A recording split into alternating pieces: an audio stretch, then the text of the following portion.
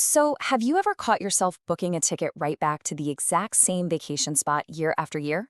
I mean, out of all the places in the entire world you could explore, what is that invisible force that just pulls you back to that one specific city, or that one beach or historical site?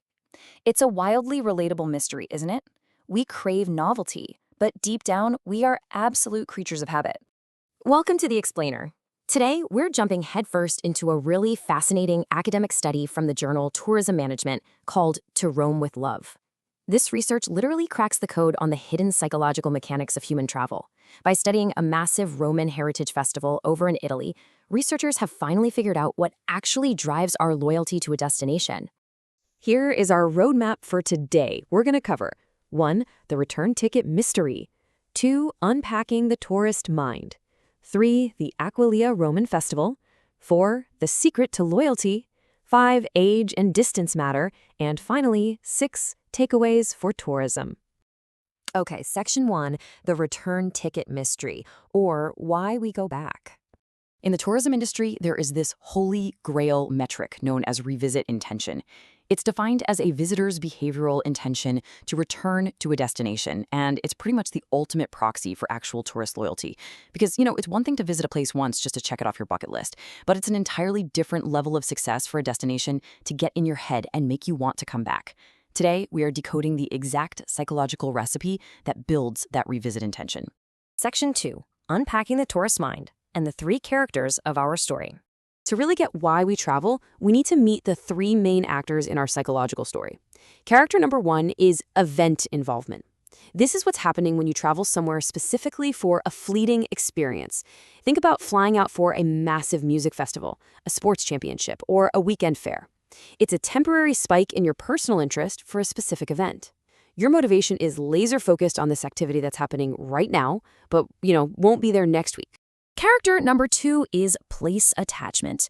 Now contrast that temporary event with this. Place attachment is that deep emotional and cognitive bond you form with the actual geographic location itself. It's when you just completely fall in love with a city's cobblestone streets, or the smell of the local bakeries, or the landscape. It's a profound feeling of belonging where the place almost becomes a piece of your own identity. And our third character is experience authenticity. Think about your last trip for a second. How much did you value a truly real vibe? Experience authenticity is all about the extent to which we perceive a tourist event as genuine and historically accurate. It's the difference between a cheap tourist trap. Actually, scratch that. It's more about avoiding the guy in a polyester suit selling plastic swords and instead having a historically faithful recreation that genuinely transports you back in time. Section 3. The Aquileia Roman Festival, our real-world lab. To test these psychological drivers, researchers surveyed 350 tourists at a specific destination, and it sets up a fascinating debate. On one hand, you have the bustling human reenactment, the event. We're talking gladiators, merchants, just a ton of lively energy. On the other hand, you have the physical place, the quiet, ancient, enduring columns of the archaeological site itself. So ask yourself, if you're planning a trip, are you drawn more to that temporary, vibrant event or those majestic, permanent ruins? Just to put this real-world lab into perspective, the Aquileia Tempora isn't some small local fair. It's a massive annual Roman heritage event held in mid-June that focuses specifically on the 200 AD era, and it draws in around 30,000 participants. And the setting? It's a 1998 UNESCO World Heritage Site that's often called the Pompeii of the North. It is literally the perfect crucible to test whether the event or the place is what actually creates loyalty.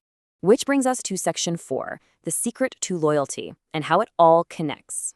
Let's de-jargonize the academic model for a second. The researchers found that these factors we've been talking about aren't just operating on parallel tracks. They trigger a chain reaction. Engaging in the event actually acts as a bridge. Being highly involved in the festival helps you form a deeper emotional attachment to the physical place itself. And it's that resulting place attachment that powerfully drives your intention to revisit. Basically, the event is the spark, but the place attachment is the fire. When we dig into the final data estimates, there's a really crucial detail about experience authenticity. The researchers discovered that authenticity acts as this massive amplifier. If the event feels highly genuine and historically accurate, if it avoids feeling like a cheesy theme park, it supercharges how effectively that event translates into a deep connection with the location. Section 5. Age and distance matter, or how who you are changes why you travel. Now here is the major plot twist. This psychological model isn't a one-size-fits-all situation. When researchers split the data by demographics, two totally distinct traveler personas emerged. First, the distant or younger tourist. If they're flying in from far away, or if they're young, they are heavily driven by event involvement. They want the hype, the excitement, and interestingly, historical authenticity totally secondary to them. But then you have the close or older tourist. Locals and older visitors are driven by place attachment. They want a deep emotional bond with the city, and for them, authenticity is absolutely crucial. When you break the motivation scores down, the divide is super clear. Think about which category you naturally fall into. If you're older and live nearby, your primary driver is the place itself. You care deeply about authenticity and your motivations are deeply rooted in the physical location. But if you're younger and traveling from out of town, you're there for the event. Historical accuracy just doesn't move the needle for you. You just want a spectacular time.